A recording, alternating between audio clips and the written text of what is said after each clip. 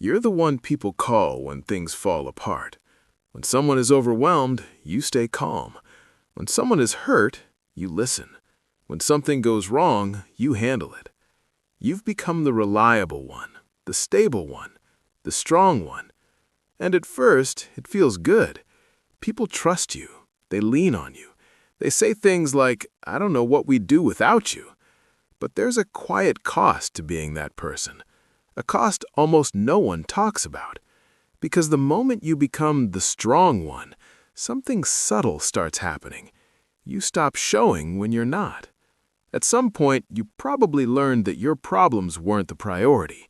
Maybe people around you were struggling more. Maybe you were the mature one early in life. Maybe you just noticed that when you stayed calm, things worked better. So you adapted. You became the one who holds it together. And over time, that role slowly becomes your identity.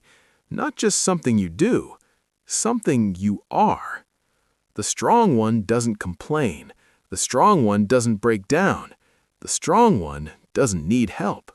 At least, that's the story. But here's the strange part.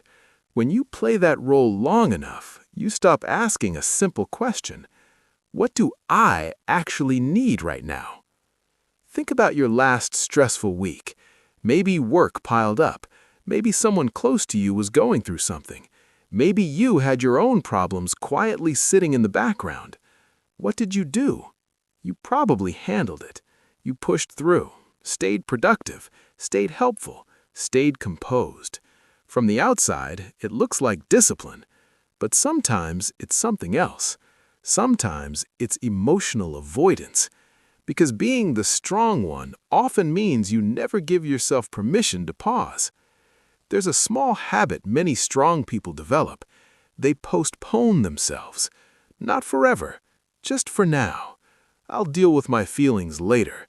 I'll rest once things calm down. I'll focus on me when everyone else is okay. But life rarely gives you that perfect quiet moment. So later never comes. And slowly, something interesting starts happening inside your mind. Your brain learns that your role is to manage other people's stability, not your own. You become incredibly good at supporting others, but surprisingly bad at supporting yourself. Not because you're weak, because you're practicing the opposite. Another hidden cost shows up in discipline. From the outside, strong people look disciplined. But internally, they're often exhausted.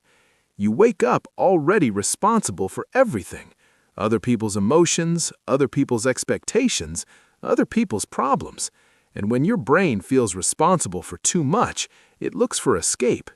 That's where procrastination sneaks in. Not because you're lazy, because your mind is tired of carrying weight all the time.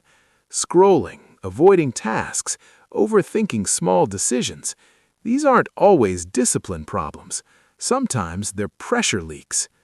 Here's a quiet truth most strong people never hear. You don't have to earn the right to be supported. You don't have to reach a breaking point before you're allowed to say, "Hey, I'm not okay today." But when you've spent years being reliable, asking for help can feel strangely uncomfortable, almost like you're failing your role. Like people might see a version of you they're not used to. But the truth is simpler than that. You were never supposed to carry everything alone. Real strength is a little quieter than the version most of us learned. Real strength includes boundaries. It includes saying, "I can't handle that today." It includes letting someone else solve their own problems sometimes. And it includes being honest about where you are mentally. Even if it feels unfamiliar. Try something small. The next time someone asks how you're doing, pause for half a second before answering. Notice the automatic response. "I'm good." Most strong people say that by reflex, even when it's not true. Instead of the reflex, try something more honest. It doesn't have to be dramatic, just a small shift. Honestly, it's been a heavy week. That one sentence changes something. It reminds your brain that you're not just the support system. You're a person inside the system too. Another small shift is this. Stop solving every problem immediately.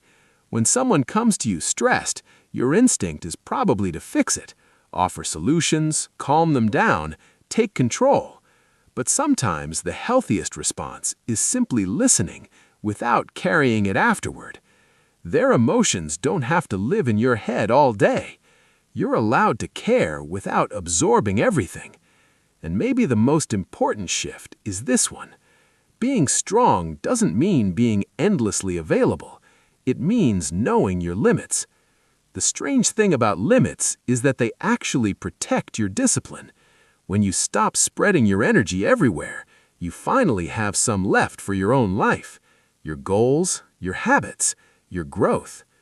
If you've been the strong one for a long time, this might feel uncomfortable at first. Your mind will tell you you're being selfish. You're not. You're recalibrating. Strength that includes self-respect is sustainable. Strength that ignores your own needs eventually collapses. So if this message resonates with you, don't try to change everything tomorrow. Just start with one quiet decision tonight. Notice one moment where you automatically take on more than you need to, and instead of saying yes, pause.